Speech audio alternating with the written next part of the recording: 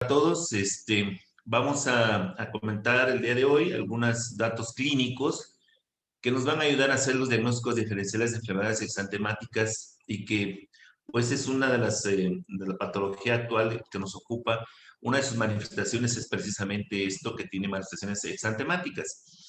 Iniciaremos con algunas lesiones básicas para que podamos nosotros abordar mucho mejor el aspecto de hacer el diagnóstico diferencial de las enfermedades exantemáticas. Entre esto vamos a tener primero que investigar lo que es ingestión de medicamentos en los últimos 30 días, viajes recientes, la exposición ocupacional, si hay inmunizaciones recientes, algunos factores de riesgo para infección del VIH, los estados inmunológicos con inmunosupresión, enfermedad de la válvula cardíaca, historia previa de enfermedades alérgicas, exposición con contactos febriles, exposición con animales salvajes o mascotas y hábitos que tenga nuestro paciente.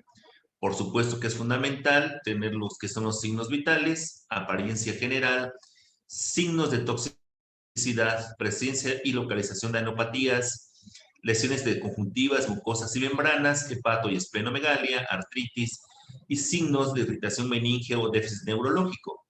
Esta propedéutica y esta clínica de nuestro paciente nos va a ayudar a hacer, por supuesto, un diagnóstico en nuestro paciente. Y luego abordaremos lo que es la dermografía o la distribución que tenga el exantema, cuando inició y su progresión, su aparición y su relación con la fiebre, que es algo que nos va a también ayudar en mucho a hacer los diagnósticos diferenciales, sobre todo en las enfermedades propias que se denominaban antes de la infancia, aunque ahora es muy común que tengamos adultos padeciendo alguna de estas enfermedades. ¿Qué tipo de lesiones vamos a encontrar? Lesiones petequiales, vamos a encontrar lesiones maculopapulares, urticariformes, vesículo-bulosas y eritematosas, que son las básicas que vamos a nosotros a encontrar. Entonces, hablemos primero de un exantema petequial. Este se va a caracterizar por ser lesiones menores a 3 milímetros y que contienen eritrocitos o hemoglobina que se extravasa. Estas pueden convertirse en equimosis si fuera el proceso, generalmente procesos de problemas hemorrágicos en nuestros pacientes. Estas, al ser simétricas, están relacionadas a gangrena o una coagulopatía de nuestro paciente. Las lesiones no desaparecen al realizar represión y requiere de un abordaje urgente buscando alguna alteración de la coagulación en nuestro paciente. ¿Cuáles son las causas de exantema petequial que podemos tener? Hay infecciosas tratables, infecciosas no tratables y no infecciosas. Endocarditis, meningococcemia, gonococcemia, la presencia de Pseudomonas aeruginosa, el Plasmodium, son de las que vamos a tener como parte de estas patologías tratables. De las infecciones no tratables, vamos a tener el Coxsackie, la hepatitis B, rubiola, Disculpe, no lo Epstein-Barr. escuchamos, perdón. ¿Perdón? ¿No se escucha? Hola, ¿sí me escucha? Sí, Hola, sí, doctora. sí lo Sí, escuchamos. muy bien.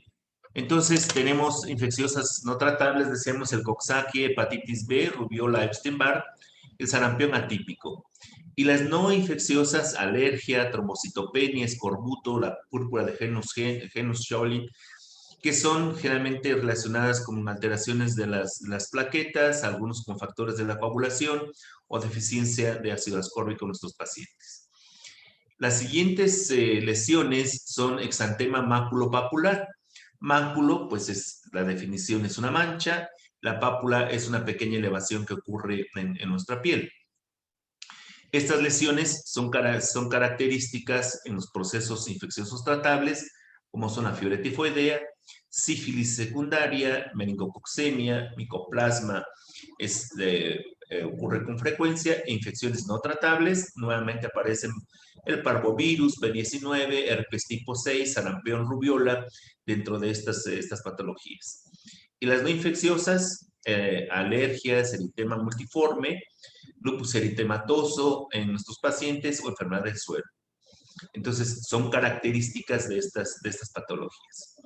El exantema vesículo buloso, la vesícula, es una colección de líquido claro que contiene una pequeña bolsa circunscrita en la piel, y la bula es una lesión similar, pero de un tamaño mayor, y la pústula es cuando el contenido que se tiene es contenido allá turbio o purulento en nuestros pacientes. Como ya se ha abordado, en varias de estas características tiene la patología que nos aboca el día de hoy. Este es un chiquillo que tiene lesiones por varicela. Estas son lesiones bulosas, y estas son lesiones que ya tienen secreción turbia dentro de la cavidad o de la capacidad que tiene. Las causas de exantema vesículo buloso, vamos a encontrar al estafilococo, al gonococcemia, la varicela zoster y el herpes simple. Y las infecciosas no tratables, infección de enterovirus, parvovirus B19 e infección por el virus del VIH. Y podemos encontrar algunas no infecciosas como dermatitis plantar, o tenemos eritema multiforme o buloso en nuestro paciente. ¿Qué nos debe, conociendo ya estas lesiones básicas que nos van a orientar?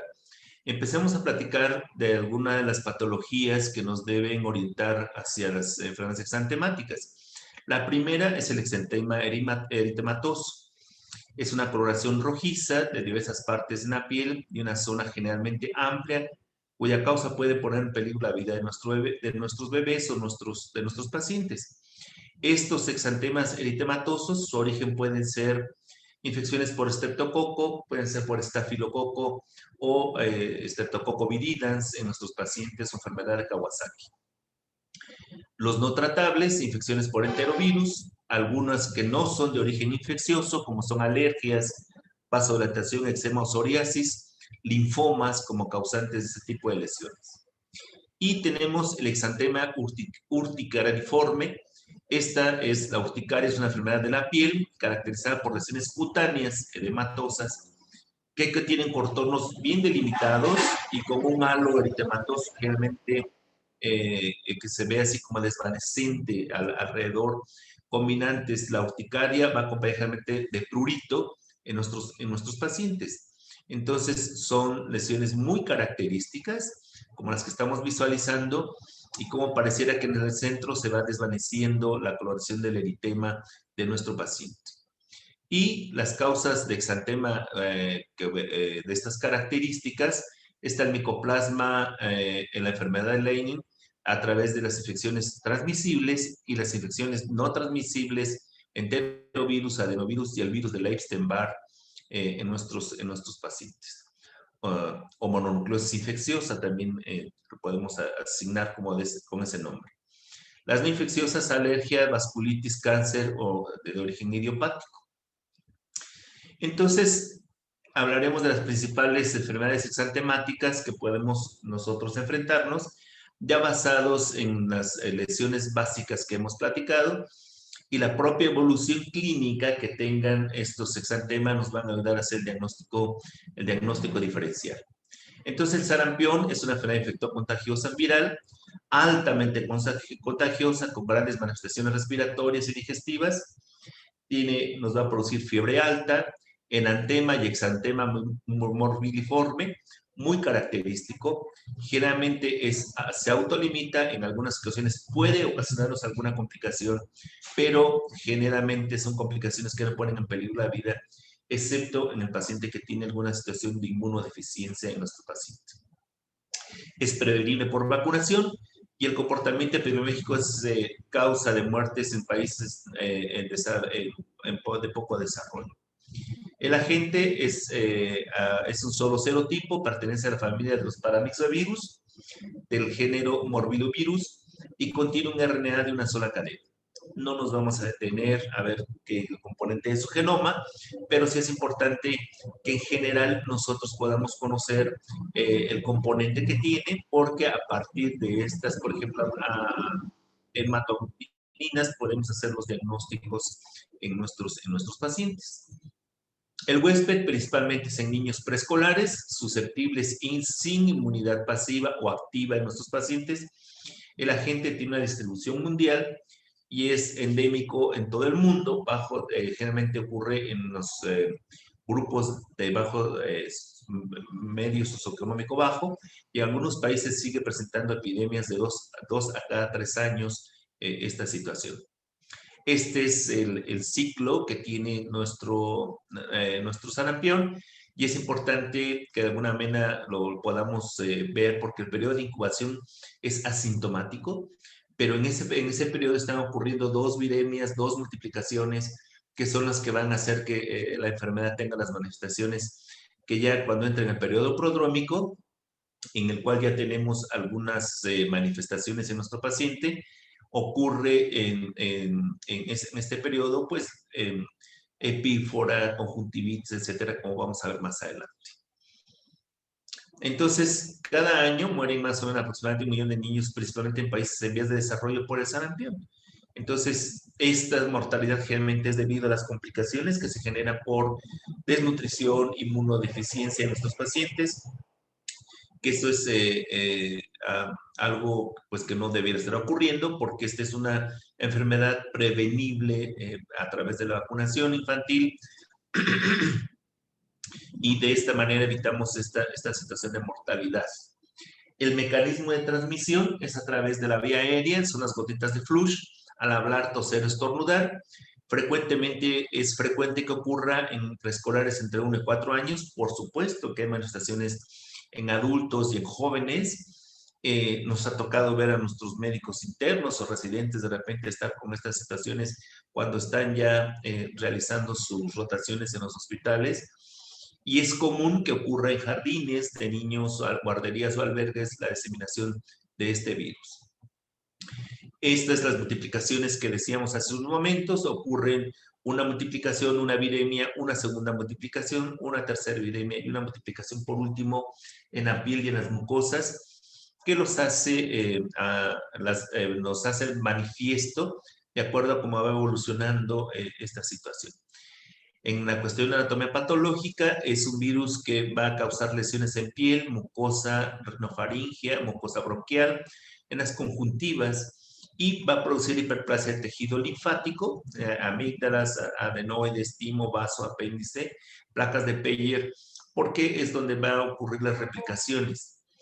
Vamos a encontrar como parte de la manifestación en el periodo inicial de esta enfermedad las manchas de Kopling, que este es un enantema característico que vamos a tener en nuestros pacientes, y así como tener también una neumonitis intersticial.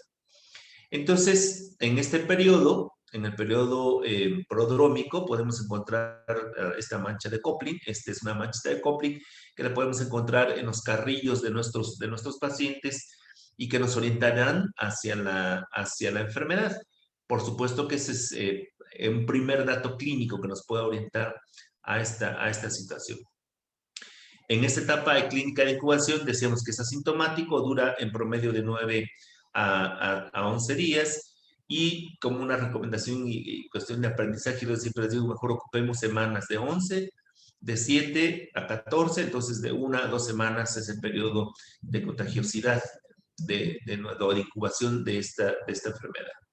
En el periodo prodrómico tenemos un cuadro común, tal y como si fuera una gripe. Vamos a tener entonces coriza en nuestro paciente, fiebre, malestar general, anorexia y tos. Inicialmente no son picos febriles tan elevados, y poco a poco va incrementándose paulatinamente.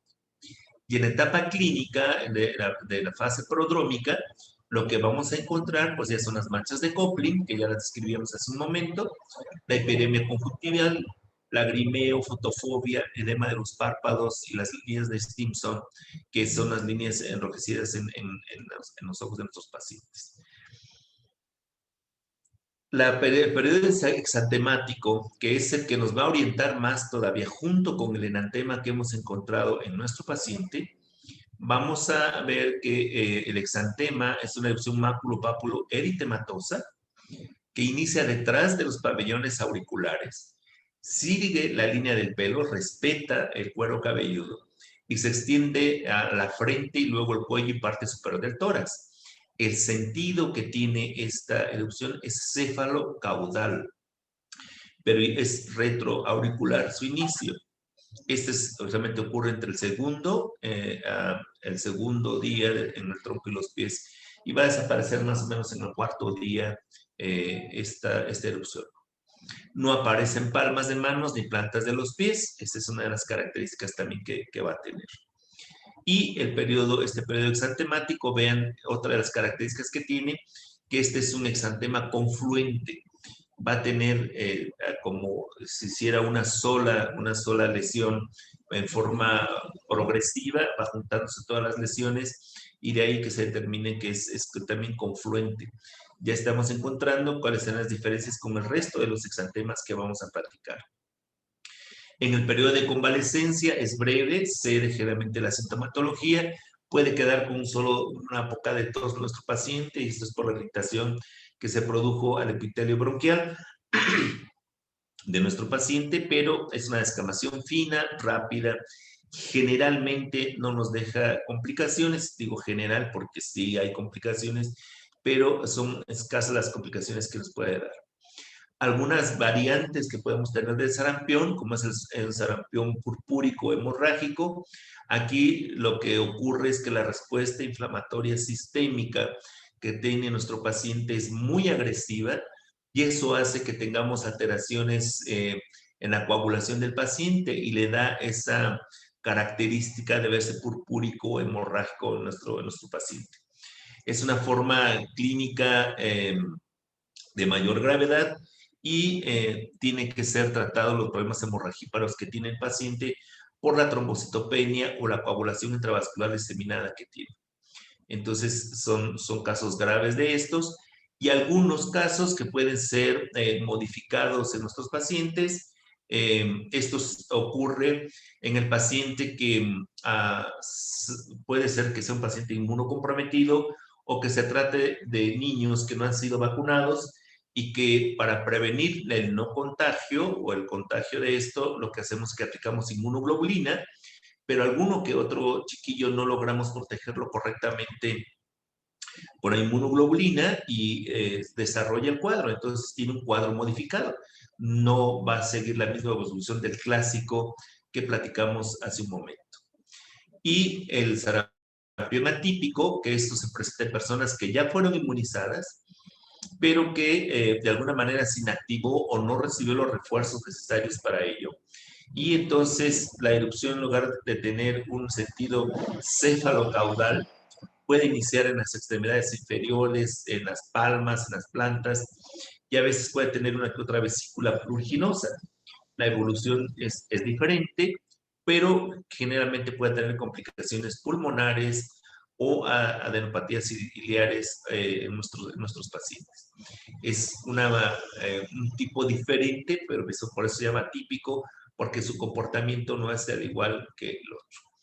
Los diagnósticos que tenemos que hacer diferenciales del sarampión es el exantema súbito, rubiola, escarlatina, la meningococcemia, eritema infeccioso y mononucleosis infecciosa.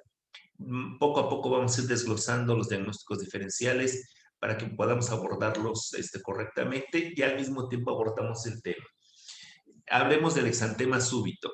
Este es un exantema, es una enfermedad infecciosa propia de las primeras edades de la vida, que cursa con un exantema maculopapuloso, que aparece después de un periodo febril de 3 días de duración y va a recibir varias denominaciones: exantema crítico postfebril del tercer día, rociola infantil o sexta enfermedad.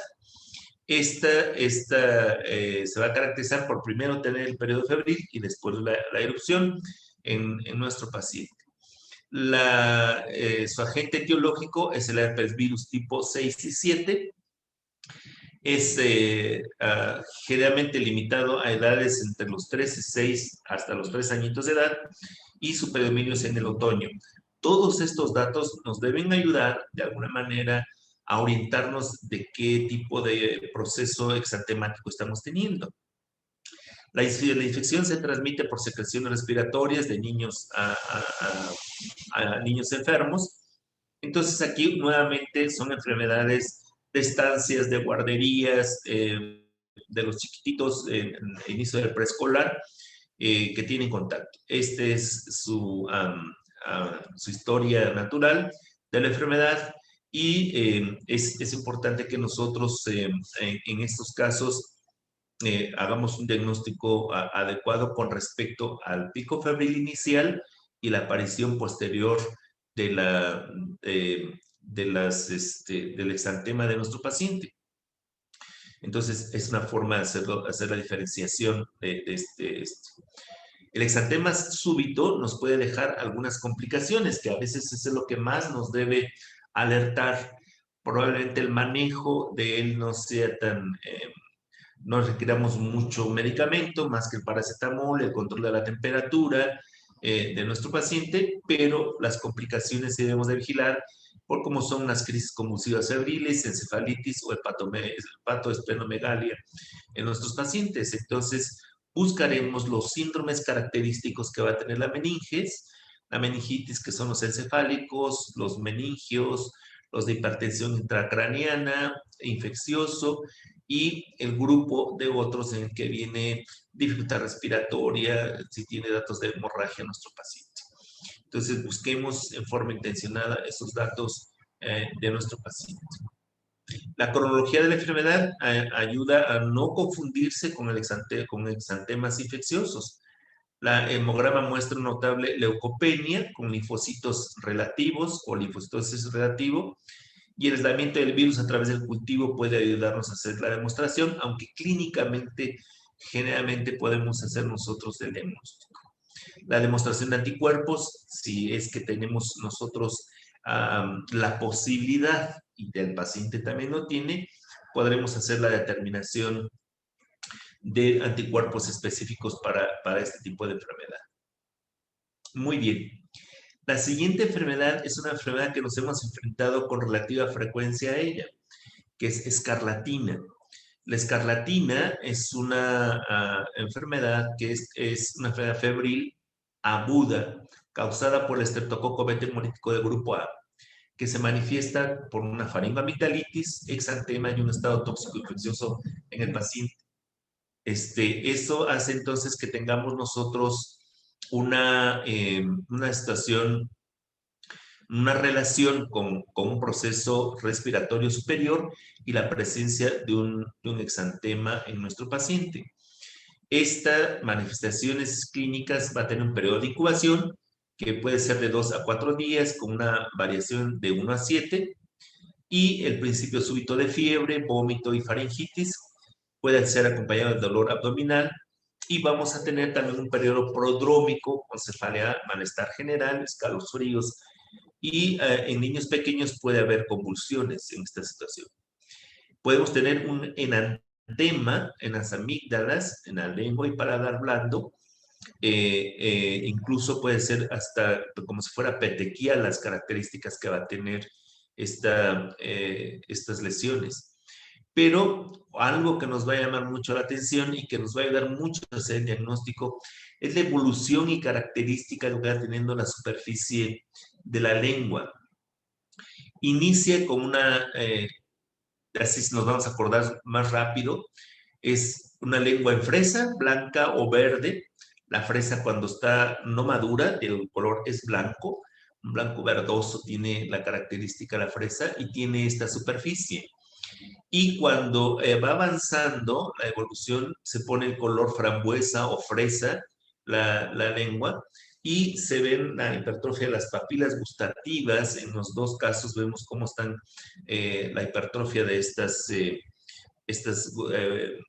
papilas, que hace que tengamos nosotros una mayor eh, posibilidad diagnóstica observando estas lesiones de nuestro paciente. Y estas lesiones que aparecen en las axilas, que son estas líneas eritematosas que vamos a observar en nuestros pacientes. Entonces, el exantema, 12 a 48 horas después de la fiebre, son lesiones maculopapulares rojizas, la piel áspera al tacto, se palpa la piel tal y como si fueran fuera lija, así las superficies estuviéramos tocando una lija en nuestro paciente, Localización inicio generalmente del exantema es en la base del cuello y la extensión posterior a cara, tronco y las extremidades. Tiene una distribución centrípeta esta erupción. Y vamos a encontrar el signo de Pastia. Me voy a permitir regresar una imagen.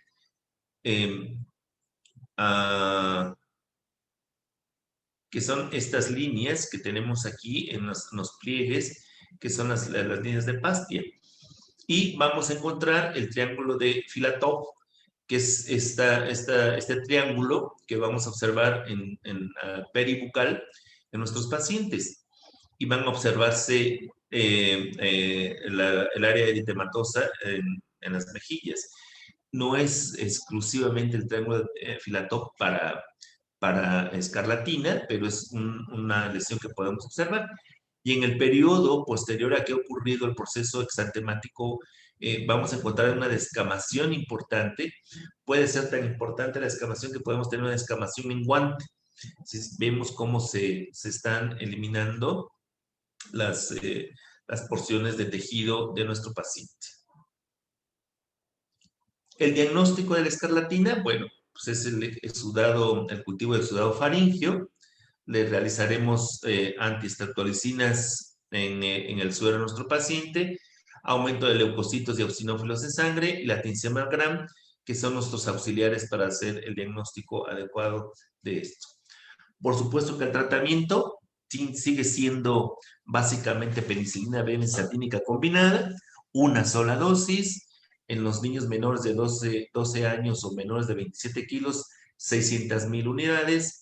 Y en los niños mayores de 12 años o mayores de 27 kilos, 1.200.000 unidades. Los pacientes que tengan alergia, usaremos acitromicina, macrólido, a 20 miligramos por kilo día, vía oral a dosis máxima de 500 durante 3 días. Y si tenemos resistencia a los macrólidos, usaremos clindamicina, que son los menos, pero que podemos tener una alternativa de manejo para nuestro paciente. Muy bien. Esta es otra de las patologías que tendremos nosotros que platicar y abordar, que es la mononucleosis infecciosa. Esta es producida por el virus de la Epstein-Barr y se va a caracterizar por tener como parte diferencial también del diagnóstico de escarlatina en nuestros pacientes, conjuntamente con el exantema que están teniendo. Lo que sucede es que aquí en el Epstein-Barr vamos a encontrar crecimiento importante de pato-esplenomegalia en nuestros pacientes, la distribución del eritema, del exantema, tiene el mismo sentido, cefalocaudal o centrípeto, como platicábamos hace un momento, pero las placas que vamos a encontrar en las amígdalas realmente no son puntos de secreción purulenta, sino vamos a encontrar placas. Y muchos de nuestros pacientes se van a acompañar además de ictericia en estos pacientes. Entonces, y los estudios de laboratorio nos revelan una leucocitosis importante que nos puede semejar una reacción leucemoide en nuestro paciente, que pues son los datos que nos van a ayudar a hacer el diagnóstico diferencial. La siguiente patología es el eritema infeccioso. Este eritema infeccioso es producido por el parvovirus hominis B19, pertenece a la familia de los Parvovidae y es una de las patologías que se manifiesta frecuentemente con una erupción, acompañada de síntomas sistémicos moderados. Fiebre, podemos tenerla en 15 a 30% de los pacientes, en ocasiones no es tan significativo, puede ser febrícula, lo que puede estar ocurriendo en el paciente, pero sí debe llamar la atención que la distribución que va a tener este paciente con respecto a su exantema es que posteriormente un exantema que aparece en 3 etapas. El inicial inicia en la carita del paciente con la impresión descrita como si la cara se luciera bofeteada o golpeada. Y vean cómo aparece otra vez nuevamente aquí el triángulo de Filatov en nuestro paciente pero tiene la característica este exantema que el borde se ve festoneado. Si observan, aquí parecieran como si fuera un festón. En nuestras festividades, en las comunidades, era muy frecuente usar festones hechos de hojas de laurel o del pino y se colocaban pues en las calles en el tiempo de festividades. Ahora se ponen cadenas de papel o adornos con papel, pero esos así lucen la carita como si fueran festón de nuestros pacientes, pero luce así como si fuera bofeteado. Luego, entre la primera y el cuarto día, va a aparecer un eczema simétrico maculopapular en las extremidades. Quiere decir que la primera manifestación aquí es la carita, luego después se va a las extremidades y que evoluciona de igual manera en una dirección cefalocaudal en nuestro paciente. Esto ya va a involucrar tronco, glúteos y muslos en nuestros pacientes. Entonces vean cómo está bien delimitado y se ve como el borde como festoneado de la erupción de nuestro bebé. Muy bien. Las manifestaciones clínicas, a la entrada a la tercera etapa, es entre 1 y 3 semanas, hay una recurrencia del exantema con variación en la intensidad. Esto es porque se exponen al sol o los cambios de temperatura del medio ambiente. Podemos tener como parte de las manifestaciones también de esta infección, se refiere a artralgias o artritis, y especialmente en los adultos y mujeres puede haber esas manifestaciones. Y este virus tiene una característica que nos puede producir anemias crónicas y sobre todo en el paciente con inmunodeficiencia.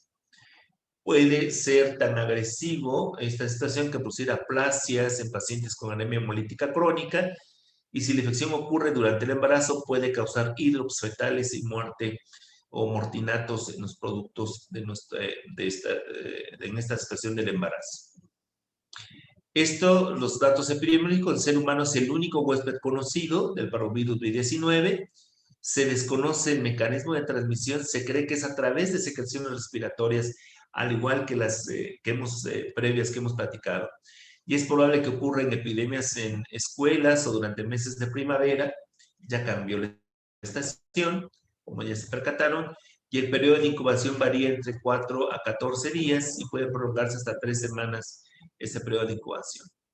El diagnóstico, pues es clínico, básicamente tiene que ser clínico, y los estudios de laboratorio, la determinación de anticuerpos M específicos para el virus B19 o antígenos del virus pueden ser detectados también por radioinmunensayo o por métodos de ELISA.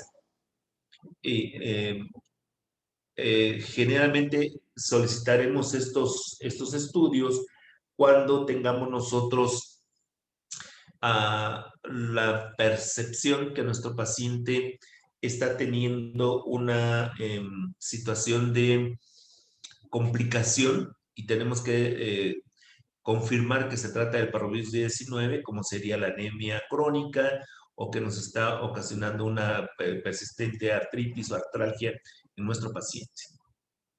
Muy bien. La siguiente enfermedad eruptiva es la rubiola.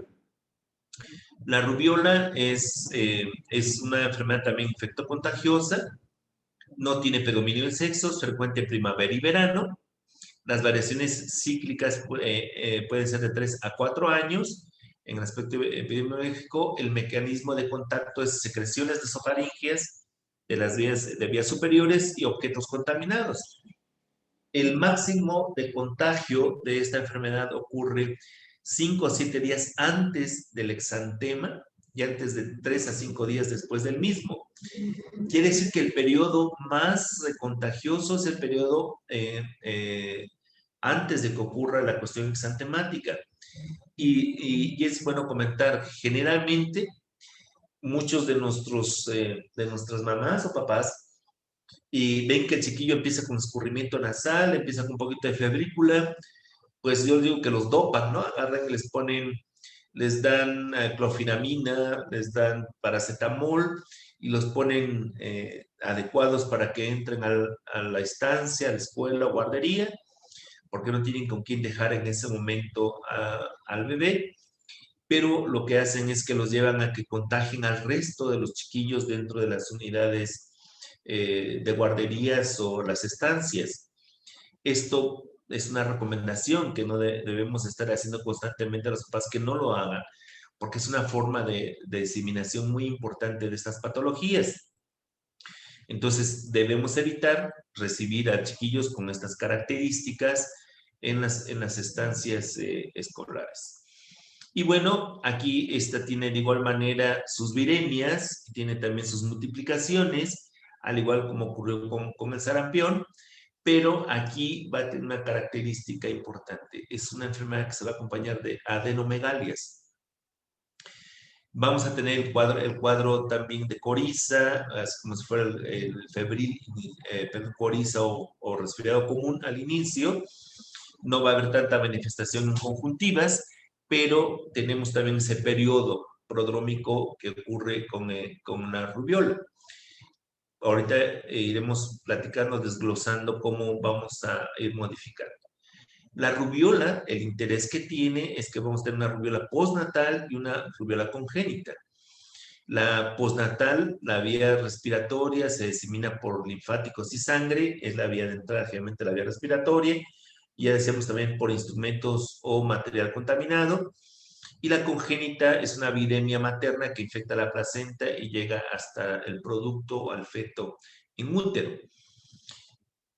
Relevante para todos nosotros, por supuesto, que es la infección placentaria, que es la que nos va a causar más daño. El comportamiento generalmente de esta erupción es benigno, no nos va a causar tanto problema.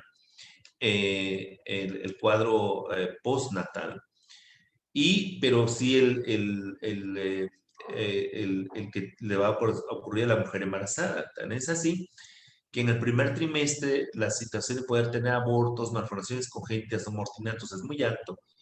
En el segundo trimestre, en el segundo mes de 25 al 30, el tercer mes de 8 al 25 y cuarto mes del 3 al 10. Estos valores o estas estadísticas nos permiten informar a los papás las características que pudiera tener su bebé al momento de nacer y que pudiera tener alguna manifestación de estas, y de ser necesario y considerar necesario, si tenemos mucho riesgo, pues suspender la gestación en forma oportuna de nuestro bebé.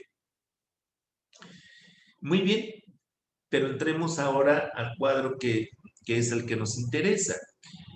Nos interesa porque es el diagnóstico diferencial con la patología que nos tiene el día de hoy platicando. Tenemos manifestaciones de nuestros pacientes clínicas en un 30% y en un 60% pueden ser subclínicas. ¿A qué se refiere? Que nosotros pudimos haber tenido rubiola sin haber tenido probablemente una manifestación tan explícita como tener erupción o simplemente haber tenido un resfriado común y haber cursado con rubiola. Si realmente nos tomaran a nosotros nuestros niveles de inmunidad al respecto, pues vamos a salir varios de nosotros con buena respuesta. Esta enfermedad tiene un periodo prodrómico en el que vamos a encontrar las manchas de Fosnail. Estas manchas son características, o no patognomónicas, sino características de la rubiola. Estas las vamos a observar en el paladar de nuestro paciente y además se va a acompañar de adenomegalias retroauriculares palpables y muchas veces es un poquito dolorosa la palpación de esto. De aquí ya nos está dando diferenciación. Sarampión era Coplin, ahora tenemos las manchas de Foismer, que son las que nos van a orientar a hacer el diagnóstico. Yo recomiendo siempre que cuando ustedes encuentren un enantema en un paciente, adulto o niño, coméntenle al paciente que pudiera ser que vamos a tener una erupción de origen viral. No podemos en ese momento a lo mejor arriesgarnos a decir sarampión, rubiola o alguna otra erupción más, no. Simplemente comentar que puede ser que se va a generar una erupción ante la presencia de un enantema, porque acuérdense que son de las primeras manifestaciones que estamos teniendo de la replicación en las mucosas y la piel que está ocurriendo en nuestro paciente. y más si estamos ante un síndrome febril acompañado de estas manifestaciones. Muy bien, entonces en este periodo prodrómico que dura 2 a 3 días, lo que vamos a encontrar es rinorrea hialina escasa, tos aislada, cefalea en nuestros pacientes, adenopatías dolorosas y febrícula en nuestro paciente. Tiene la característica este periodo exantemático que esta va a iniciar en la cara, cuello y se va al tronco, después tiene un sentido cefalocaudal y es un exantema papulomacular de color rosado y tiene la característica de no ser confluente, a diferencia del sarampión, que ese si tenemos confluente, es confluente. Entonces, tiene el mismo sentido, nada más que uno inicia retroauricular, que es el sarampión, y este va a iniciar en las mejillas y se va al cuello esta erupción. Es una manera de poder hacer los diagnósticos diferenciales entre uno y otro.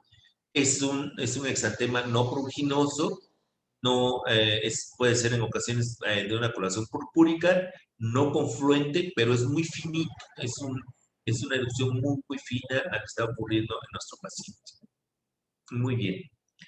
Entremos en la siguiente enfermedad, que es varicela, que esto sí se va acercando un poco más a las lesiones características de la patología que tenemos el día de hoy aquí nosotros. La varicela es una enfermedad también de origen viral, caracterizada por fiebre, exantema cutáneo generalizado, altamente infectocontagioso y autolimitada, cuya única fuente de transmisión son los seres humanos. Y es interesante decir aquí que de repente dice autolimitada, pero no nos está diciendo que sea benigna del todo. Es importante recordar esto porque de repente decimos, sí tiene varicela, se va a limitar y le va a tener buen pronóstico. No. Debemos siempre de alguna manera tener una reserva porque puede haber pacientes que terminen con meningitis, que terminen con infecciones muy, muy severas de la piel por el rascado. Entonces debemos nosotros tener cierta reserva cuando hablemos de si es benigno o no esta patología. Si esta es producida por el virus varicela zoster, el herpes humano del tipo 3 y actualmente herpes varicela como agente causal. El comportamiento en nuestro país es cíclico. Cada 4 a 5 años tenemos la presencia o la incidencia mayor de esta enfermedad, aunque la temporada invernal estacional es la que más tendencia va a tener en nuestros pacientes en el invierno y al inicio de la primavera. Entonces, parece que como si fuéramos cazadores, viene la temporada de patos, ¿no? Viene la temporada en la que vamos a tener nosotros cuadros de estas características de varicela en nuestros pacientes. El mecanismo de transmisión puede ser por inhalación de gotitas de saliva o contacto directo con las secreciones vesiculares de nuestros pacientes. Eso es algo interesante. Son contagiosos hasta que tienen presencia de vesículas. Las costras ya no van a ser un medio de contagio para los pacientes. Desafortunadamente, como es la imagen que se ve más aparatosa, cuando se ven todas esas manchitas y costras, hace que el paciente o quien lo tenga que recibir en la escuela o en las estancias, prefieren decir, no, mejor que continúe en casa ya que se quite toda la descamación, entonces viene con nosotros. La varicela fundamentalmente es una enfermedad infantil, es cierto. Más de los 90% de los casos ocurren entre los 9 y los 13 años de edad y raramente ocurre en el adulto. Yo digo,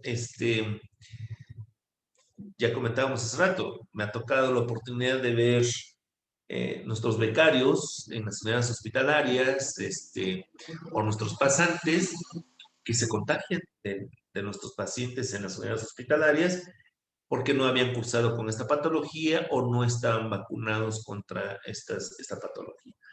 Entonces, son personas susceptibles y que pueden tener esta enfermedad. Este virus tiene la característica de dejarnos una una inmunidad permanente, pero también tiene la característica de que se encripta y puede en otros momentos, cuando disminuya nuestra cuestión inmunológica, y como tiene permanencia latente en nuestro organismo, puede reaparecer con manifestaciones de herpes zóster, que si ustedes recuerdan son lesiones muy parecidas a las vesículas que produce esta enfermedad, pero que van a salir siguiendo el trayecto que tienen nuestros nervios. Entonces, esa es una de las características que va a tener. Muy bien.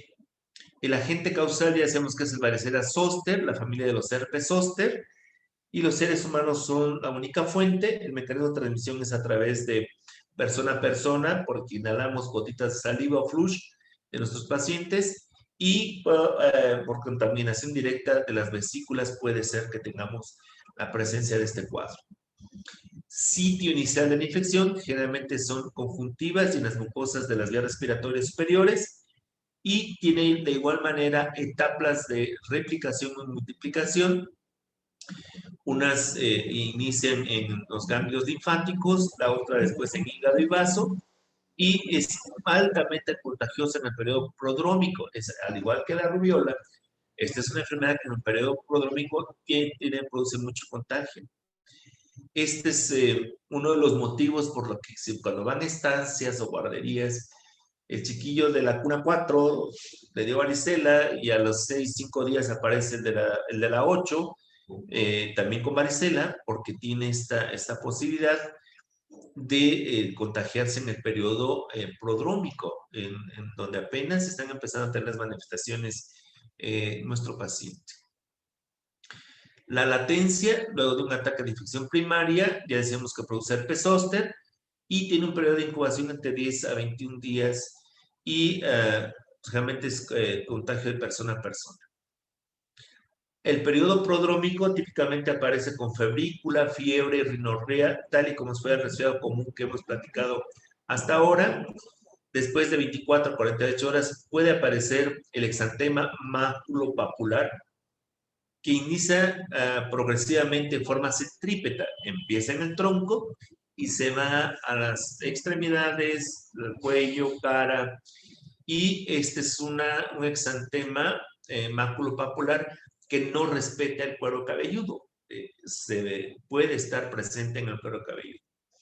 Este es un exantema que rápidamente puede evolucionar a vesículas, y esa es la característica que tiene la varicela, que podemos encontrar de varios tipos de lesiones en forma simultánea en el paciente, y no un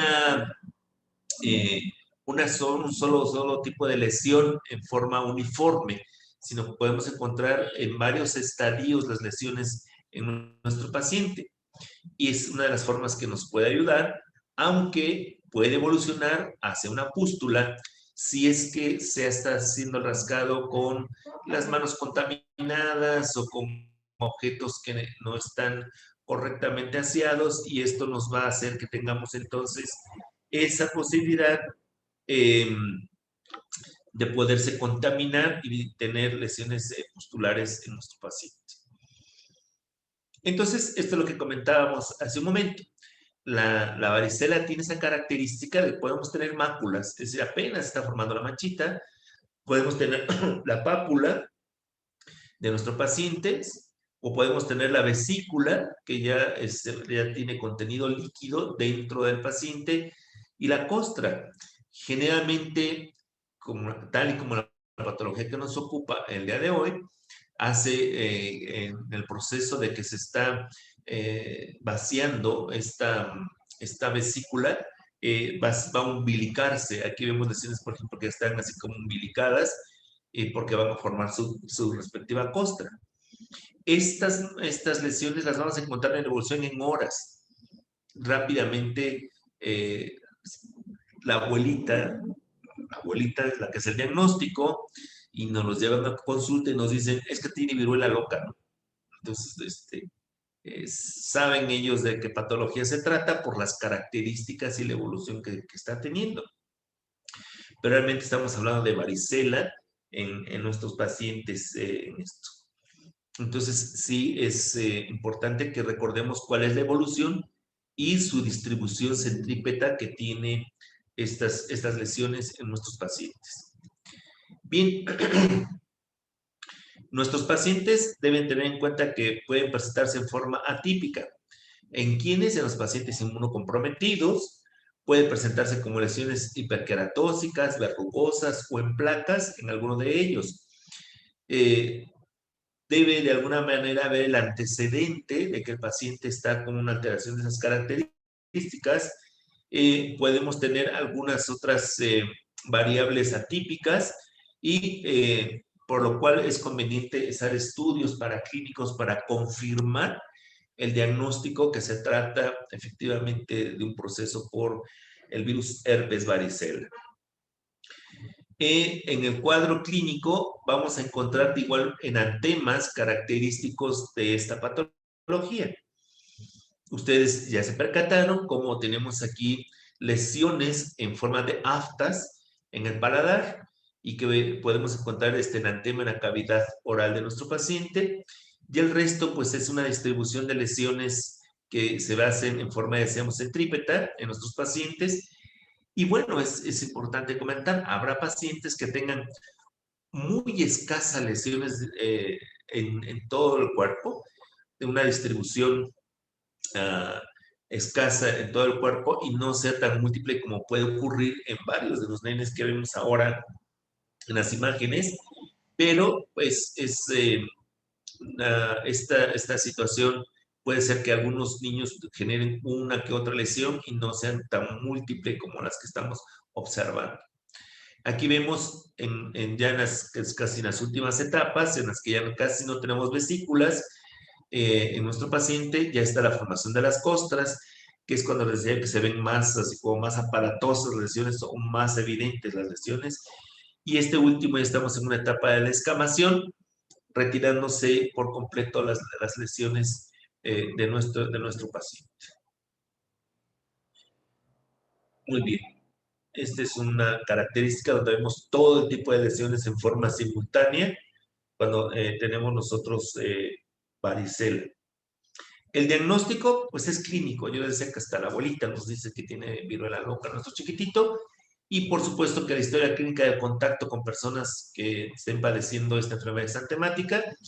Y también tenemos que observar su cartilla de vacunación, porque a pesar de que no viene en el Programa Nacional de Vacunación varicela, puede ser que al paciente le hayan aplicado a lo mejor una cuádruple o le pusieron específicamente la vacuna de varicela posterior que le vacunaron su triple viral y podemos nosotros correlacionarlo con esto. Algo interesante con respecto sobre todo a los niños que están en estancias. Cuando unos chiquillos están en estancia y aparece un cuadro, de alguna manera, al igual que en sarampión, deseamos proteger a los pacientes de que aparezca el cuadro de varicela. En algunos estudios manifiestan que si nosotros aplicamos la vacuna antes de las 72 horas de haber tenido el contacto con el paciente que tiene varicela o que pudiera habernos contagiado, se puede aplicar la vacuna en los chiquillos que estén mayores de 12 meses de edad y se ha visto que un buen porcentaje de los bebés se evita que curse con el cuadro de varicela. Entonces, puede ser una herramienta que podemos utilizar nosotros al enfrentarnos con un grupo de chiquillos que están en la estancia y que pudieron haberse expuesto a una infección. La confirmación para clínica diagnóstica, aislamiento del virus por cultivo viral, visualización del virus en microscopía electrónica, anticuerpos para varicela, citodiagnóstico TANS para la varicela, reacción de cadena de polimerasa o inmunofluorescencia directa. Ante la duda y sobre todo en los cuadros atípicos o en los pacientes que tienen inmunodeficiencia, que nos hacen esos cuadros atípicos, ahí es donde más vamos a solicitar este tipo de estudios en nuestros pacientes ya que decíamos que básicamente su diagnóstico es clínico para nosotros y nosotros debemos de alguna manera apoyarnos para hacer este diagnóstico. Muy bien, las complicaciones pueden ser múltiples, pero la principal, y por eso quise traer esta imagen, es esto. Los procesos infecciosos en la piel por el rascado, pero que también de repente son exacerbados, incrementados por las cremas que se le indican a veces a los niños para el prurigo, y esto hace que las lesiones tengan mayor manifestaciones todavía de procesos infecciosos. Entonces, no es muy conveniente estarle poniendo cremas o estas pastas que de repente le ponen a las enfermedades exantemáticas, porque pueden generar procesos infecciosos graves. Y también la cuestión de la cicatrización, cuando los niños están por su estrés o la ansiedad, se están quitando las costras, pues pueden dejar cicatrices en su pielecita, y esto hace que tengamos una mayor posibilidad de complicaciones en nuestros pacientes. Por supuesto que producen artritis en nuestros pacientes, algunas otras complicaciones graves como encefalitis, secundarias a la presencia del virus de la varicela. Bien, platiquemos de la penúltima enfermedad eruptiva. En este caso, que es la enfermedad de boca, mano, pie. Esta es una enfermedad también infectocontagiosa y que va a caracterizarse esta enfermedad por tener vesículas y bulosas.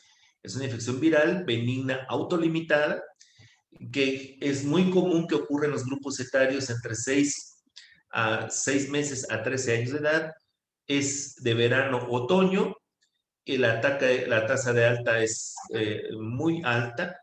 Nuestros pacientes tienen el contacto con individuos que tienen esta enfermedad es muy alto y puede generarnos un proceso infeccioso múltiple. Cuando se reactivó este virus, teníamos escuelas o jardines de niños con una cantidad de niños infectados, que de repente se tomó la decisión de cerrarlo temporalmente, que se desinfectaba el salón, pasaba el periodo de incubación para ver quién otro estaba enfermo y no permitir su ingreso nuevamente al campo escolar y ya no siguiera infectando a los demás niños. Muy bien. La prevalencia es en zonas urbanas, en las zonas de bajo nivel socioeconómico. Este virus de alguna manera tuvo una prevalencia en la ciudad de Nueva York que se denomina Coxsackie, y de ahí el nombre. Y la relación que tenemos es una relación de 3:1 en niños, y esto hace que, pues bueno, tiene una prevalencia más en estos chiquitos y frecuentemente es en niños menores de 5 añitos. La razón por la que nos llevan generalmente al médico son por las lesiones que se van a generar en la cavidad oral. Esa es la razón por la que generalmente nos llevan a los niños. La etiología es un bicoronavirus, incluye a 2 géneros, rinovirus y enterovirus, y polivirus de 3 tipos serológicos, Coxsackie A, Coxsackie B y Echovirus. Dentro de estos Coxsackie's, el A tiene 24 serotipos y el Coxsackie B tiene 6 serotipos. De ahí que podamos como repetir el cuadro, no nos deja una inmunidad definitiva, sino se vuelve a repetir. Porque de repente las mamás dicen, es que ya le dio, pues sí, bueno, por esa es la razón por la variabilidad que tiene tantos serotipos. Perdón. El mecanismo de transmisión es de persona a persona, puede también ser fecal oral o puede ser oral-oral. Las heces, fómites, líquidos vesiculares, saliva y secreciones respiratorias pueden ser la vía de transmisión. De ahí que, pues es varias las vías por las que se puede uno contagiar de esta situación. El periodo de incubación va de 2 a 7 días, un periodo prodrómico de 2 a 4 días, y aquí Es el periodo también de mayor contagio, como varias de las enfermedades eruptivas que hemos platicado, y puede ser que la manifestación que tenga odinofagia. Y les decía yo que esa es la razón por la que generalmente los llevan a consulta, porque no está deglutiendo, no está comiendo, y cuando está más agudo ya el cuadro de la estomatitis que está ocurriendo dentro de la cavidad oral, pues los chiquillos están con cialorrea, porque ni la saliva ellos desean estar deglutiendo por el dolor que se nos produce la deglución. Entonces, ya en el periodo clínico, vamos a encontrar fiebre, úlceras en la boca con erupción de manos y pies, anorexia, astenia y dolor abdominal en nuestro paciente. Esas van a ser las manifestaciones que vamos a encontrar. Y bueno, aquí están las lesiones que podemos tener en la mucosa de la cavidad oral. Podemos tener estas mismas lesiones múltiples en el paladar blando de nuestro paciente y pues de alguna manera nos dice tiene una estomatitis y ya tendremos que determinar si es una estomatitis herpética o es una estomatitis por el virus del Coxsackie, que es el responsable de la enfermedad de boca, mano, pie. Pero vean qué características tiene. Son como lesiones vesiculares muy parecidas a las que nos produce la varicela, pero mucho más pequeñas. Las lesiones que se va a producir, podemos tener lesiones periucales, pero vean, tenemos en la planta de los pies de nuestros pacientes, en la palma de las manos vamos a poder ver estas lesiones, situación que no ocurre con la varicela. La varicela solamente en los casos atípicos puede irse a las palmas y a la planta de los pies, pero aquí generalmente tenemos las lesiones y por eso buscamos en forma intencionada a la exploración y como es de acuerdo a la etapa estacional que estemos, buscaremos la presencia de esta enfermedad. Estamos terminando el otoño y es parte también de las enfermedades que pudimos haber tenido en estos periodos. Las complicaciones pues pueden producirnos tan graves como una parálisis flácida aguda, encefalitis del tronco cerebral progresiva con falla cardiopulmonar, secuelas neurológicas permanentes o disminución de la función cognitiva. Esto sobre todo ocurre, insisto, en los pacientes que están con inmunocomprometidos o pacientes con VIH, que son los que pueden tener un mayor riesgo a este tipo de situaciones. El tratamiento de este tipo de erupción, no hay un tratamiento específico en el que podamos nosotros establecer un manejo satisfactorio del paciente, pero podemos utilizar hidróxido de aluminio, por ejemplo, para disminuir el dolor. El sucralfato colocado en la cavidad oral disminuye mucho la presencia del dolor. Algunos electrolitos iónicos que vienen en spray también nos ayudan a evitar mayor replicación, multiplicación de las lesiones en la cavidad oral, que realmente es la manifestación principal que tenemos en los pacientes. Eh, eh, um, Algunas evidencias refieren que el aciclovir pudiera tener algo de apoyo en evitar mayor multiplicación de las lesiones, insisto, sobre todo las lesiones en la cavidad oral, sin que hasta el momento se le otorgue o se tenga la certeza que el aciclovir sea un medicamento indicado correctamente para esta situación. Muy bien. Puede producirnos miocarditis, pericarditis, neumonitis o meningitis o encefalitis. Como ven, gran parte de las complicaciones que produce son a nivel del sistema nervioso central. Este virus y sobre todo, insisto, en los pacientes que tienen alguna inmunodeficiencia. Bien, ¿cómo hacemos el diagnóstico? El diagnóstico es clínico por la presencia del exantema, el grupo etario al que está afectando, pero podemos hacer un aislamiento de serotipo, detección directa del virus por cultivo, puede ser tomado de faringe o de heces, la muestra de nuestro paciente. Muy bien. Y bueno, ya por último, ahora, ¿cuáles son las características que van a tener las lesiones y la evolución clínica que tienen las lesiones cutáneas en la viruela símica. Primero vamos a tener dentro del cuadro que inicia clínicamente nuestro paciente, manifestaciones clínicas iniciales, va a aparecer posteriormente el proceso eruptivo y vamos a tener un enantema que tiene una duración aproximada de 1 a 2 días. Este enantema lo vamos a tener generalmente en la cavidad oral, manifestados en la lengua, en la boca, y que puede en ocasiones pasar desapercibido, no detectar que tenemos ese tipo de lesiones dentro de la cavidad oral. Y después viene el periodo de mácula, que vamos a tener manifestaciones ya ahora sobre la piel. Esto tiene una duración de 1 a 2 días también.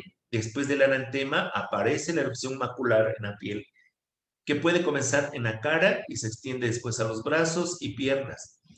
Como ya se percataron, de alguna manera también está teniendo una distribución entre centrípeta y cefalocaudal, pero tiene una distribución más, una situación centrípeta, porque se va a ir a las extremidades posteriormente toda la enfermedad. La erupción generalmente se propaga en todas las partes del cuerpo dentro de las 24 horas y se concentra en la cara, brazos y piernas de nuestros pacientes. La siguiente lesión es las pápulas, que son ya las pequeñas elevaciones, que es la mácula, que es la mancha. Ahora esa mancha ya tiene una pequeña elevación y que también tiene una duración entre 1 y 2 días, y al tercer día de la erupción las lesiones han progresado a maculares planas y después ven papulares por la elevación que están teniendo. Y son las características que vamos a ver así ya como si fueran pequeñas ronchitas en nuestro paciente. Después viene la lesión, que son las vesículas, que también tiene una duración de 1 a 2 días. Y esto aparece generalmente en el cuarto al quinto día. Las lesiones se vuelven vesiculares, son elevadas y llenas de líquido claro. Es un líquido todavía, que lo vemos claro, muy parecido al inicial como es en la varicela. Y posteriormente tenemos lo que son las pústulas, que es esto, aparece entre el quinto y séptimo día.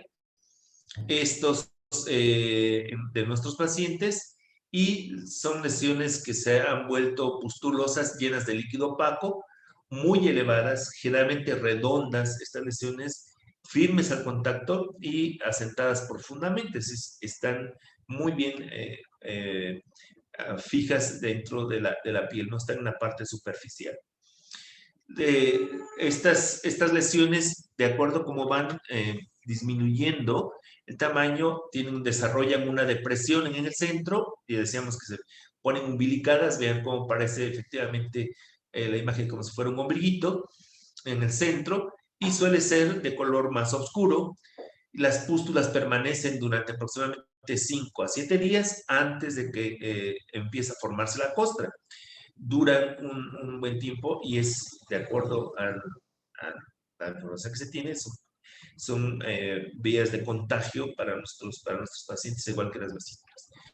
Y por último, aparecen las costras, que estas tienen una duración entre 7 a 14 días, y esto es al final de la segunda semana. Las pústulas han evolucionado a costras, y las costras permanecen durante aproximadamente una semana antes de comenzar el desprendimiento de estas costras en nuestros pacientes.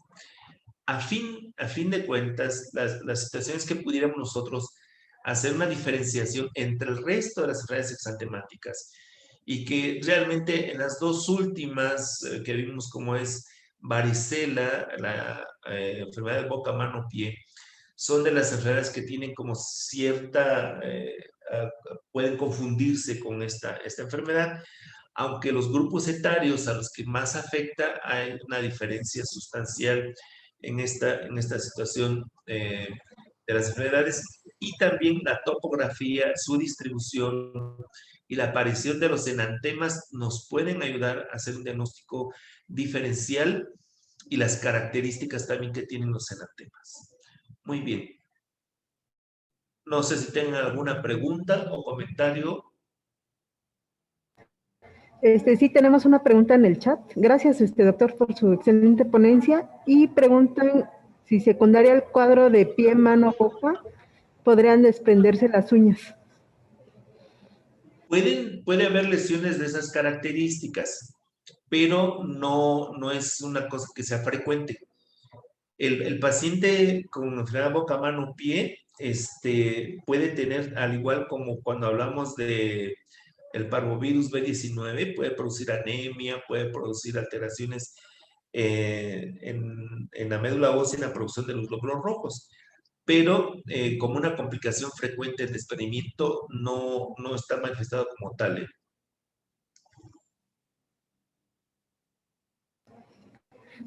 ¿Tienen alguna otra pregunta para el doctor Echeverría?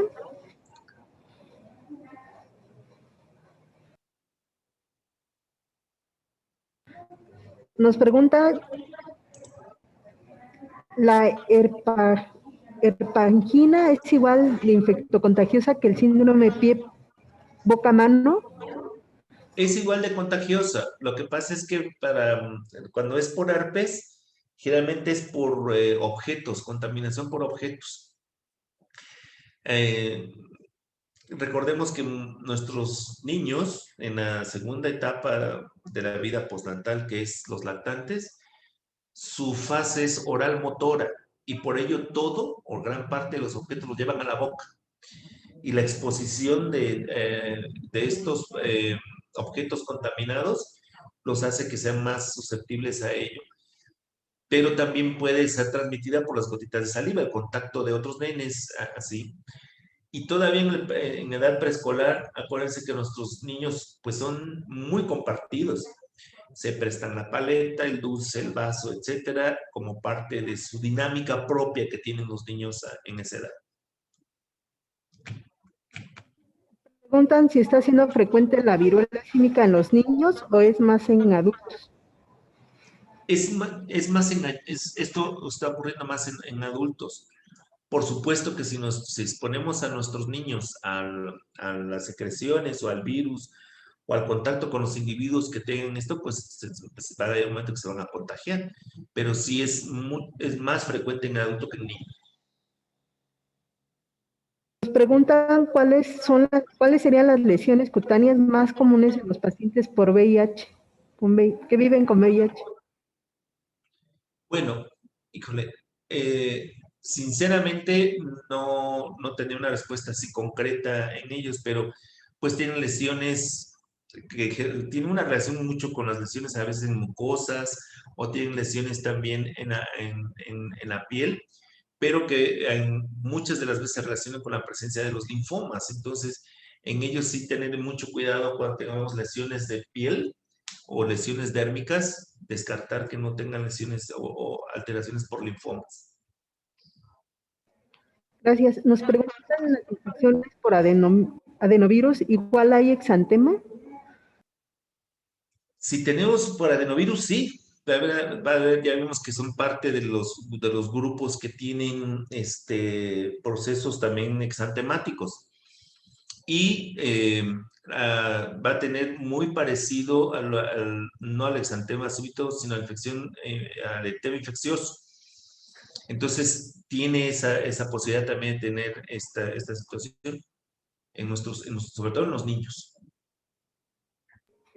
Preguntan, ¿hasta qué edad se puede aplicar la vacuna de varicela? Y lo felicitan por su excelente ponencia. La vacuna de varicela se puede poner lo ideal es que se pongan de los 12 a los 24 meses inicialmente porque lo protegemos en la infancia. Posteriormente podemos tener refuerzos. Todos los que somos proveedores de la salud debemos tener nuestra vacuna hepatitis A, nuestra vacuna de varicela y todos los riesgos de contacto que podamos tener durante el desarrollo de nuestra profesión. De igual manera están los químicos, las enfermeras, etcétera. Pero todos los que proveemos salud debemos estar vacunados. Se puede poner como refuerzo posteriormente la vacuna de la varicela. Si podría mencionar las diferencias principales en cuanto al cuadro clínico o síntomas más comunes para dar un diagnóstico preciso, pero no mencionan qué patología. Lo ideal sería saber qué patología, ¿no? Pero Miren, así si resumimos rápido, decimos las enfermedades que más tienen en común, por ejemplo, sarampión y rubiola. Y la diferenciación es clínica, básicamente es clínica. Rubiola inicia en las mejillas, tiene ganglios retroauriculares, es rociola no confluente. Ya estamos haciendo. Si decimos sarampión, inicio retroauricular, no tiene ganglios, es confluente el exantema que tiene y es eritematoso. Entonces ya estamos teniendo la forma de poder hacer el diagnóstico diferencial.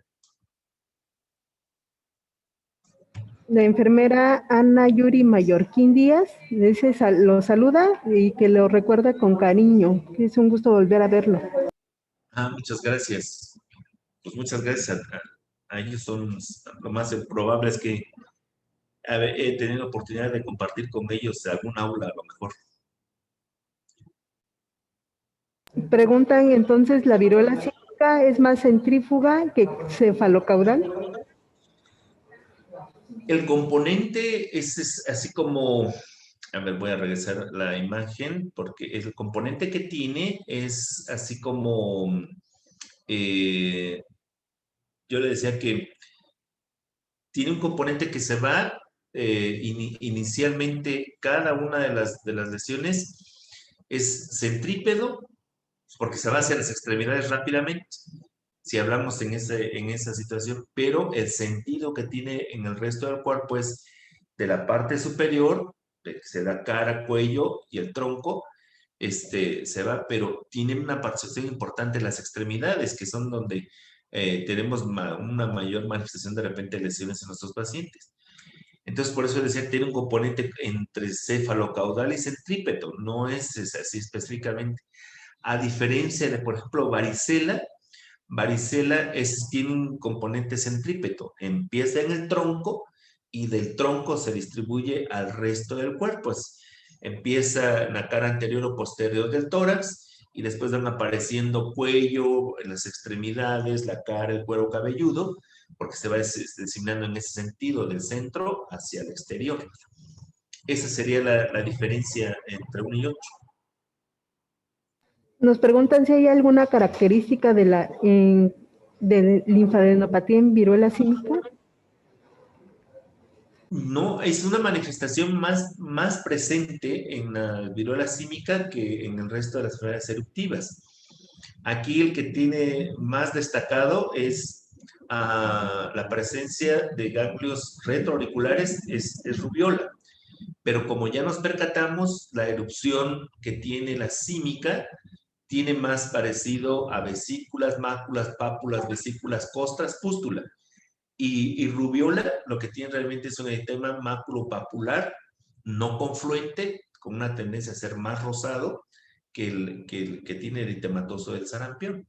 Entonces, las lesiones son diferentes a pesar de que comparten las adenopatías. Nos preguntan si solamente se debe dar tratamiento antiviral o solo asintomático en el caso de la viruela símica. Lo ideal es que manejemos sintomático. Yo creo que nosotros tenemos que pues ser pues digo yo, congruentes, darnos paso como nos pasó con el COVID, que cada quien tenía su propio criterio para manejarlo. Tiene que ser únicamente manejemos sintomáticos hasta el momento, hasta que tengamos un criterio más específico de empezar a usar algún medicamento antiviral. La mayoría de los cuadros de estos pues tienen un comportamiento de igual manera de autolimitarse. Entonces tendremos que tener ese criterio. A lo mejor al paciente inmunocomprometido, ese paciente podemos a lo mejor, yo digo a lo mejor que más que todo sería nuestro compañero infectólogo, determinar si le damos o no un tratamiento antiviral a ese paciente de apoyo. Nos preguntan, ¿las lesiones dérmicas en monkeypox son las mismas en niños o debemos esperar cuadros atípicos? Pues son similares, pero Por supuesto que el comportamiento que pueden tener de repente nuestros chiquillos es diferente, pero las lesiones no van a ser cambiantes y lo que sí en ellos va a poder confundir un poco más, es, ay, híjole, ¿será que estamos ante una varicela o estamos ante una situación de viruela?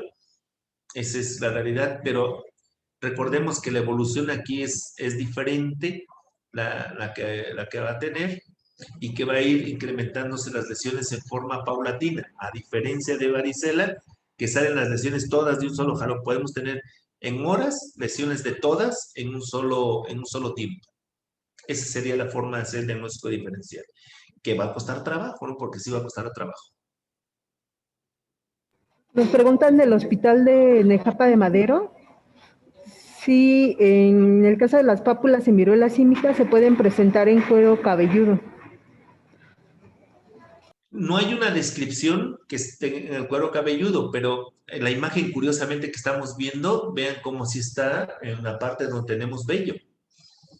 Entonces, la probabilidad es que sí tengamos también dentro del cuero cabelludo.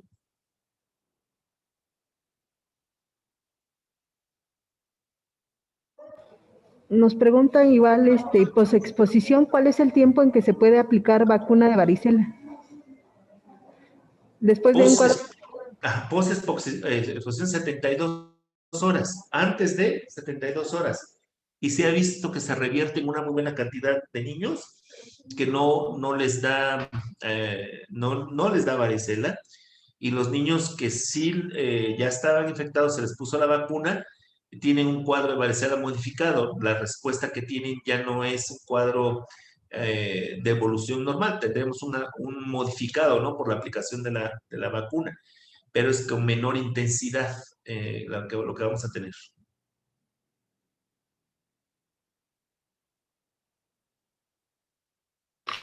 Hay una pregunta en el examen.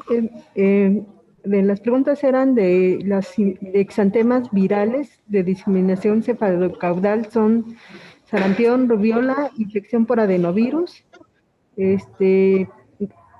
viruela símica, ¿serían todas? Pues de las que platicamos hasta ahorita, sí. Tiene sarampión, rubiola, es cefalocaudal, adenovirus es cefalocaudal. La símica, decíamos que tiene un componente entre centrípeto a cefalocaudal en nuestros pacientes, y son de las que tendríamos. El resto, ya decíamos, varicela, tiene una situación um, que tenemos en el tronco y se va hacia toda la distribución. Otra que es cefalocaudal es el exantema súbito en nuestro paciente y eritema infeccioso. Esos dos tienen también sentido cefalocaudal.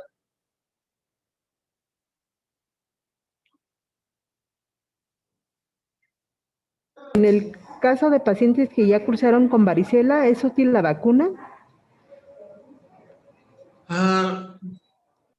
Podemos, yo creo que la mayoría, yo por la edad que tengo, ¿no? La mayoría de los médicos, algunos ya tuvimos varicela. Y yo puedo decir, no, es que ya me dio y estoy protegido. Pero acuérdense que si nos estamos exponiendo constantemente al virus por el manejo que estamos dando a nuestros pacientes, nos podemos nuevamente contagiar. Y la manifestación a lo mejor no va a ser varicela, lo que nos va a dar es herpes zóster. Entonces, si estamos con exposición frecuente, pues sería muy adecuado que nosotros nos pudiéramos reactivar nuestra inmunidad con una vacuna posterior.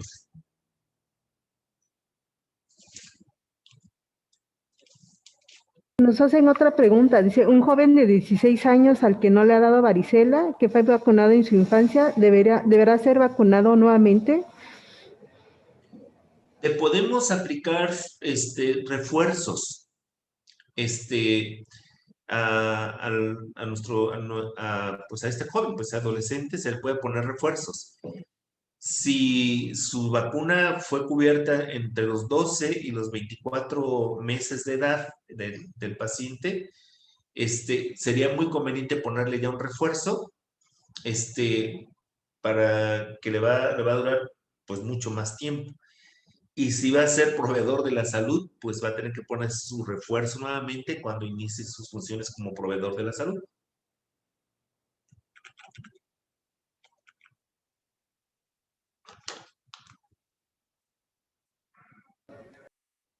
Nos preguntan si aplica lo mismo para sarampión. ¿Aplica qué exactamente para sarampión? ¿La vacuna? La vacuna. No, la vacuna, acuérdense, la sarampión es el año, el 18 y su refuerzo antes de que entren al periodo escolar. Entonces, sarampión, la triple viral sí nos da una protección un poco más amplia. Entonces, en ellos sí no aplicaría la varicela por el problema que nos puede dar herpes zóster.